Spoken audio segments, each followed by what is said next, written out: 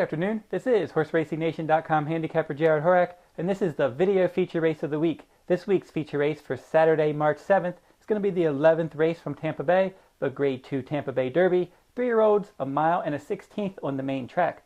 Now, originally, I was going to pick Super Colossal in this race. I thought he might have had a pace advantage, stretching out in distance, but he ended up spiking a fever. He's going to scratch from this spot, so that does change the pace scenario a bit. Your morning line favorite in here is going to be Carpe Diem, number 3. His 3 lifetime starts with 2 wins and a second. He won his first 2 career starts, a sprint at 5.5 furlongs in his debut. Then he stretched out to a mile and a 16th in the Keeneland Breeders' Futurity Stakes. He won that one. Then in the Breeders' Cup Juvenile, he rallied from off the pace. It was a quick pace that day. Texas Red rallied to win big, but Carpe Diem didn't run a bad race. He ended up finishing second that day. This is his first start of the year. Sometimes the Tampa Bay surface can be tricky. We'll have to see how he handles it. But obviously, from his juvenile form, he looks like a solid threat. Ocean Knight is your second choice. He's 2 for 2 morning line, and he's proven at Tampa Bay. He won the Sam Davis Stakes at Tampa. He had a wide trip from an outer post, won anyway, despite the lack of experience.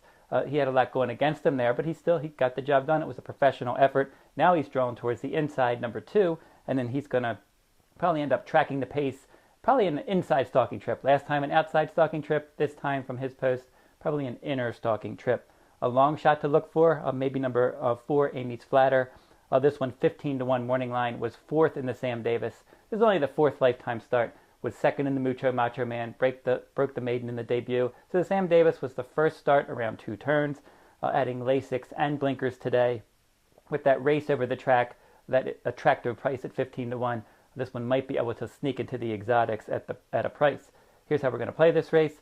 We're going to put Ocean Knight and Carpe Diem on top of Amy's Flatter. That's a $4 exacta, 2-3 over the 4.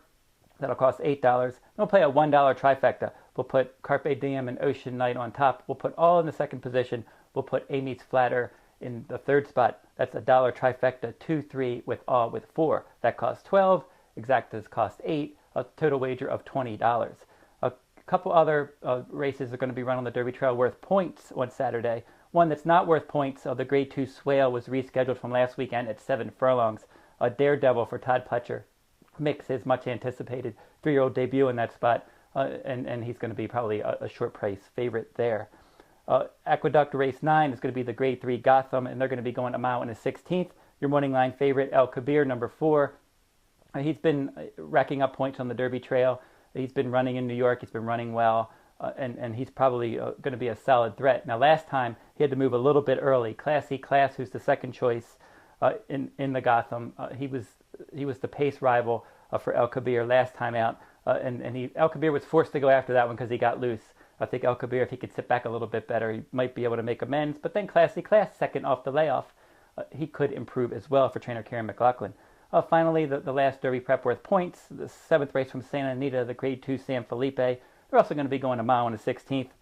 Your morning line favorite, Dortmund, 4 for 4 lifetime for trainer Bob Baffert. He showed brilliance in his first 2 starts.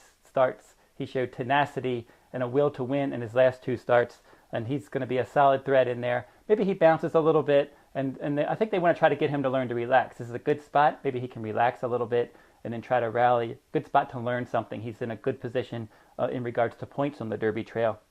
Ocho's in that one as well. He's 3 for 3 lifetime. He won the Delta Jackpot. That's the last time he's run. He's 4-1 on the morning line. He's probably going to be a pace factor. Prospect Park, an up-and-coming horse for trainer Cliff Sice. He's won back-to-back races around 2 turns at Santa Anita. Speed figures are going up. He's got tactical speed. He's interesting and probably the value play in there. And then Bolo is going to try dirt. He's been running on turf.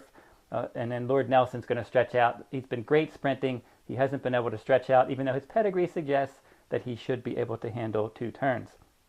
Follow Horse Racing Nation and Derby Wars on Twitter. Like us on Facebook.